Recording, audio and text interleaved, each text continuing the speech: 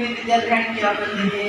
तो जैसे जैसे गुरुकुल की जो है शिक्षा प्रारंभ हुई तो आचार्य जी ने कक्षाओं में जाकर पढ़ाना शुरू किया।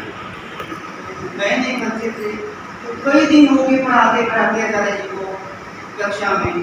तो बच्चे जो थे बड़े ध्यान से बैठते थे, सुनते थे, पढ़ते थे।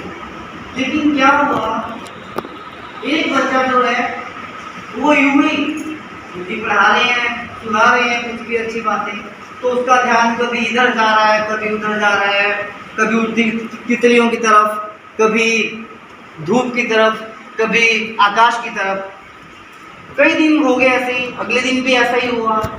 जब गुरुजी कक्षा में जाते तो सभी बच्चे बड़े ध्यानपूर्वक सुनते और जो एक भैया था वो फिर उसका ध्यान हमेशा कभी इधर कभी उधर, ऊपर नीचे दाएं बाएं। 3 दिन हो गए, 4 दिन हो गए, 5 दिन हो गए। तो गुरुजी को बड़ा आश्चर्य हुआ इस बात का कि जैसे आप भी करते हैं, ऐसा है ना, करते हैं ना, अभी भी कुछ कर रहे हैं, वरना में भी कर रहे थे, किसी का ध्यान यहाँ किसी का वहाँ, मैं देख रहा था आगे से। तो ऐसा ही था। तो जब 5-6 दिन बीत गए तो गुरुजी ने सोचा कि क्या किया जाए, ऐसे तो हमारे जो अच्छे बच्चे हैं उनका भी ध्यान जो है वो भटकेगा। तो फिर गुरुजी ने अगले दिन क्या हुआ, सुबह सुबह जब कक्षा लगी हुई थी तो फिर वैसे ही लगा होने। तो गुरुजी ने बड़े प्यार से उस बालक को अपने पास बुलाया कि बेटा आप इधर आओ।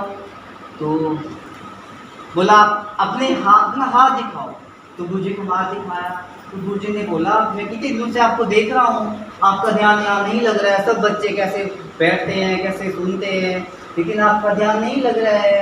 इसका मतलब है आपके हाथ में विद्या की रेखा नहीं है, जिसलिए आप यहाँ आए हो पढ़ने के लिए। तो इतना कहा गुरुजी ने उस बालक को। फिर वो बैठ गया जाके ऐसे। फिर पूरी जब छुट्टी होगी तो पूरे दिन पूरी रात वो बालक सोचता रहा कि मुझे गुरुजी ने, आचार्य जी ने ऐसा क्यों कहा। कई दिन के बाद तो पूरी रात सोचता रहा क्या किया जाए। तो अगले दिन जब वो भैया कक्षा में गया तो उसने क्या किया, कक्षा में जाने से पहले एक चाकू लिया और एक रेखा खींच दी अपने हाथ में, है ना, रेखा खींची हाथ में। तो फिर जब कक्षा में गया तो गुरुजी के पास उठ के खड़ा हुआ, बोला कि गुरुजी देखो अब मैंने जो है अपने हाथ में विद्या की रेखा बना ली है। तो फिर गुरुजी कहते हैं कि ठीक है आपने विद्या की रेखा बना ली है, लेकिन फिर समझाया उसको कि बेटा विद्या की रेखा ऐसे नहीं बनती है, उसके लिए ध्यान से पढ़ना पड़ता है, बैठना पड़ता है, रोज बड़ों की बातें सुननी पड़ती हैं।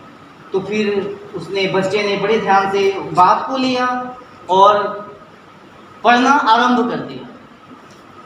तो फिर क्या हुआ, बाद में वही बालक जो है व्याकरणाचार्य पाणिनि, पाणिनि का नाम सुना है आपने, पाणिनि के नाम से विख्यात हुआ।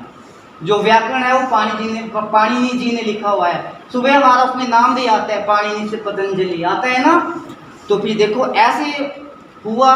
तो हमें भी जब कोई पढ़ाता है, जो कि बोलता है, तो हमें बड़े ध्यान से सुनना चाहिए और विद्या को ग्रहण करना चाहिए। तो सभी से मेरा अनुरोध है, आप सभी बच्चे तो इस तरह से अपने ध्यान को लगाएं, विद्या में लगाएं। धन्यवाद।